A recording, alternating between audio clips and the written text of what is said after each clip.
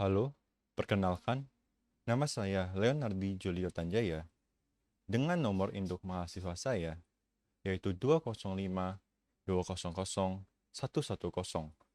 dan nomor absen saya yaitu 22.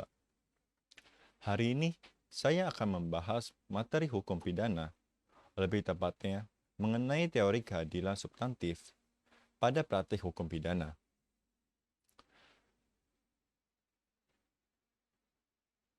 Definisi atau pengertian dari keadilan substantif adalah keadilan yang terkait dengan isi putusan hakim dalam satu, memeriksa perkara, kedua, mengadili perkara, ketiga, memutus suatu perkara yang harus dibuat berdasarkan pertimbangan-pertimbangan secara satu, rasionalitas, kedua, kejujuran, ketiga, objektivitas, keempat, impartiality atau tidak memihak, kelima, tanpa diskriminasi, dan keenam, berdasarkan hati nurani, yaitu keyakinan hakim sendiri tanpa adanya paksaan dari pihak lainnya.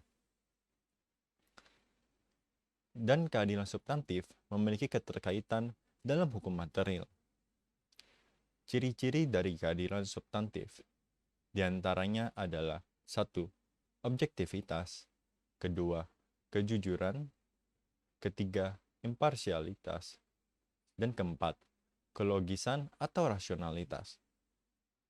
Ciri-ciri tersebut dapat digunakan untuk mengetahui apakah putusan hakim dalam praktik pidana menggunakan keadilan substantif atau tidak. Selain itu, dalam keadilan substantif juga berkaitan terhadap keadilan prosedural.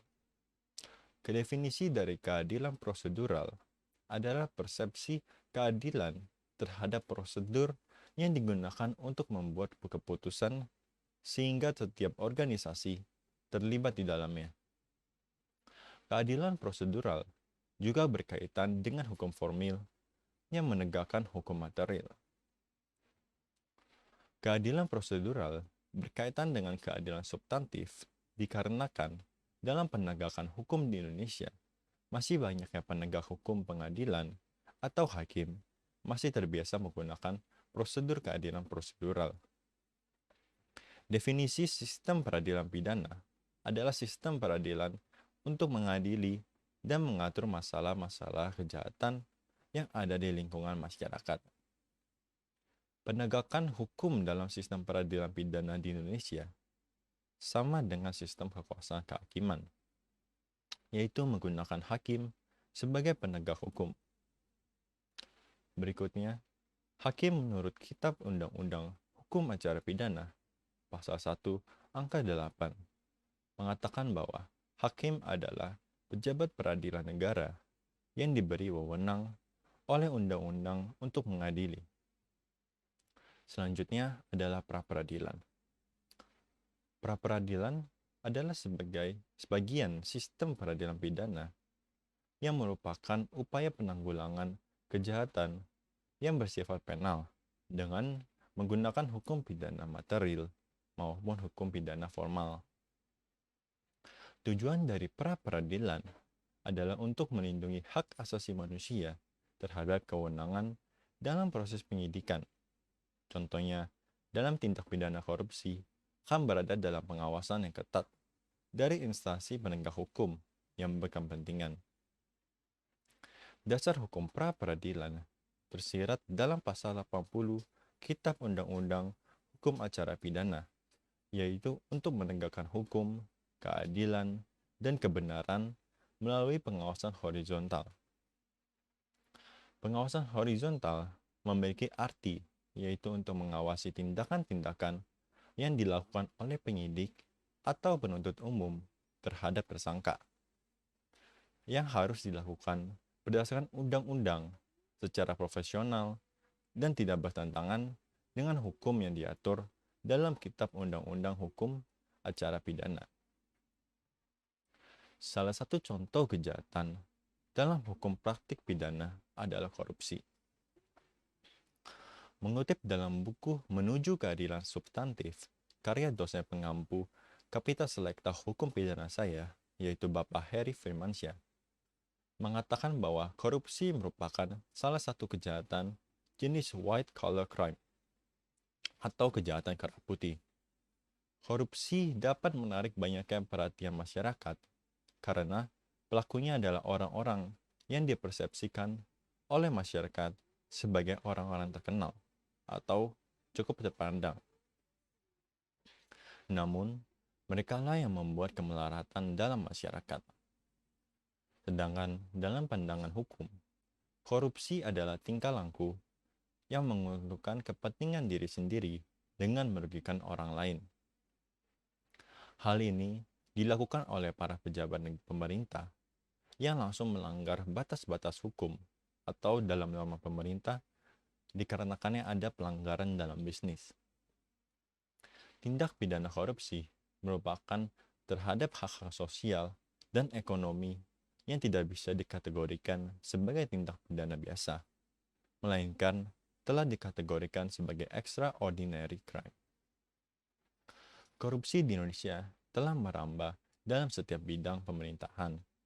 Di antaranya adalah dalam pemerintah eksekutif, pemerintahan legislatif, dan pemerintahan yudikatif. Selain itu, korupsi juga menyerang secara masif dalam kehidupan berbangsa dan bernegara di Indonesia, yang akan berdampak dalam stabilitas negara, keamanan negara dan masyarakat, pembangunan sosial, ekonomi, politik, bahkan dapat merusak nilai demokrasi negara dan moralitas bangsa. Beberapa bentuk korupsi, di antaranya adalah 1.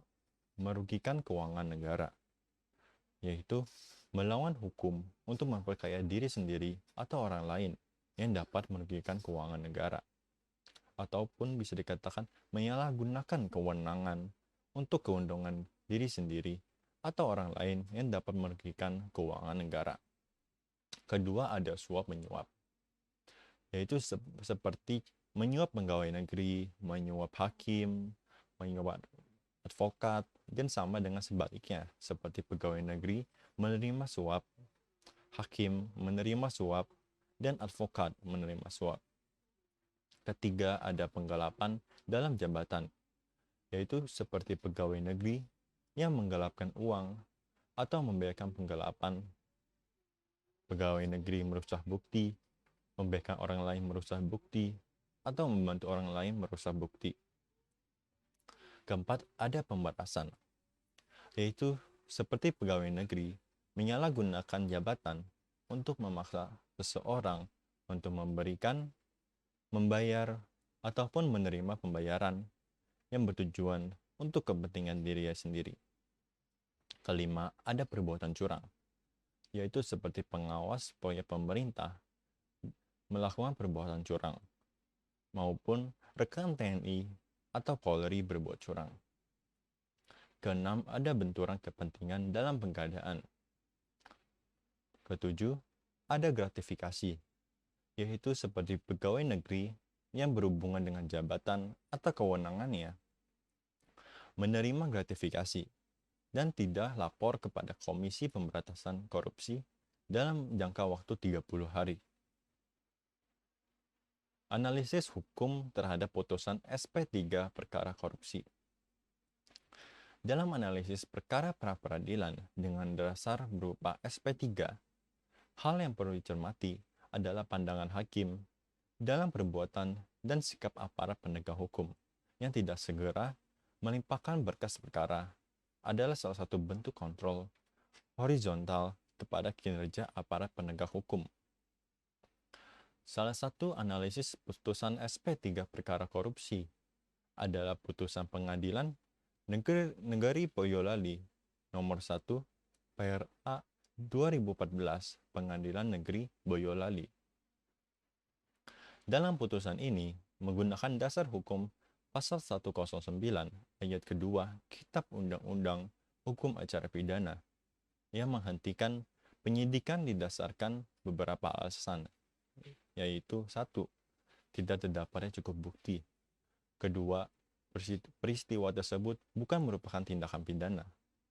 Dan ketiga, penyidikan diberhentikan demi hukum. Dengan diberhentikannya penyidikan, maka pemberitahuan SP3 yang dikeluarkan merupakan kewajiban dan jika tidak dilakukan akan mengalami cacat formal. Sekian materi saya yaitu teori keadilan substantif dalam hukum pidana. Saya harap dengan adanya pembahasan materi ini bermanfaat bagi banyak orang.